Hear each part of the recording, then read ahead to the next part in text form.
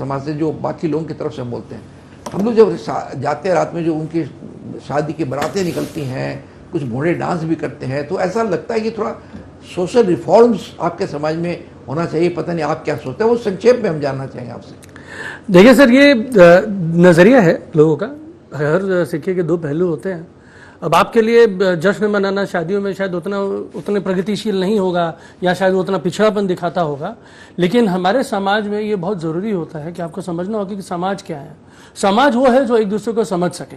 और जब जैसा समाज की हम बात करते हैं या किसी भी समाज की बात करते हैं, चाहे इसको आप हरियाणा चले जाइए, यूपी, बिहार और जितने भी बहुत सारे समाज है जहाँ पे वो रास्ते पे, सड़क पे एक जश्न का माहौल बनाते हैं।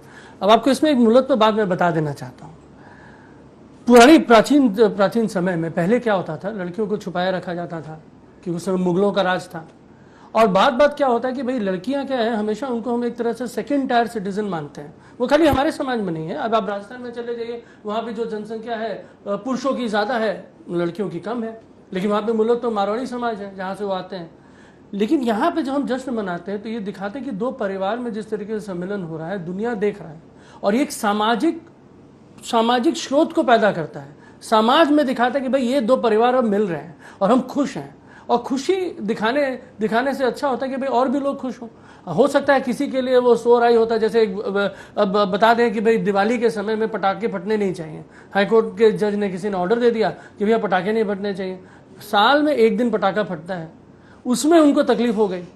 लेकिन आज के डेट में जब हम जानते हैं कि भाई कोई मैच कोई जीत गया, कोई बहुत बड़ा पॉलिटिकल पार्टी जीत गई, कोई किसी का हो गया, तो पटाखे से पटाखे फटते रहते हैं। तो एक नज़रिया है, मैं आपको बहुत सम्मान करता हूँ, लेकिन ये आपका नज़रिया है। शायद आपको गाना बजाना या जश्न करना वो नहीं आता होगा। आपने 70s देखा है जब रॉक स्टार्स चलते थे, जब हमारे बड़े बड़े स्टार्स रॉक बैंड चलाते थे। आपने ट्रिंकाज विंकाज का नाम भी सुना है। रास्ते पे, सड़कों पे होता था, फुटबॉल से लेके, क्रिकेट से लेके 1983 वर्ल्ड कप में आपने बहुत ही बखूबी देखा है। तो ये अलग अलग चीज़ें हैं, लेकिन ये एक बहुत ही जेनरिक चीज़ है और सुधार की मुझे कोई आवश्यकता नहीं लगती, क्योंकि ये अपना तरीका है। और सड़क पे जब बारात जाती है, बारात के बीच में नाचना गाना, जश्न मनाना, ये एक अपना तरीका, और ये हर समाज को स्वतंत्रता है। यही तो देश है हमारा।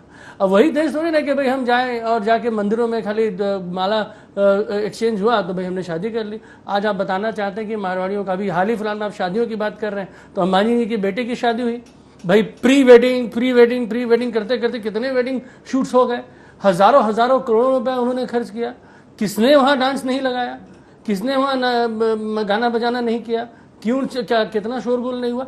लेकिन ये है कि भाई वो पैसे से आपने तोल दिया। अब भाई जो इंसान, हमारा जो देश है 140 करोड़ की जहां आबादी है, वहाँ 1% के पास में इतने सारे पैसे हैं, उतने भी नहीं है।